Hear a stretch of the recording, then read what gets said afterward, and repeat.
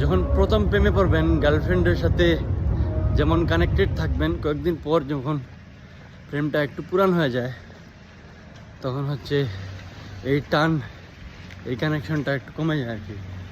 ঠিক তেমনি বিপিএল চলতেছে আজকে, আগামীকালকে হচ্ছে বিপিএলের শেষ দিন। তো মোটামুটি এই কয়েকদিন হচ্ছে কোনো দর্শক নাই, তেমন দর্শকের চাপও নাই। অ্যাজ টুডে ইজ সেম, মাঠে ঢুকতেছি, কোনো দর্শকের কোনো প্যারা নাই, একদম মোটামুটি শুনশান নিরাপত্তা চলতেছে স্টেডিয়াম এলাকায়। একদম শুনশান নিরাপত্তা পুরো স্টেডিয়াম জুড়ে। আজকে কিন্তু ম্যাচ চলতেছে।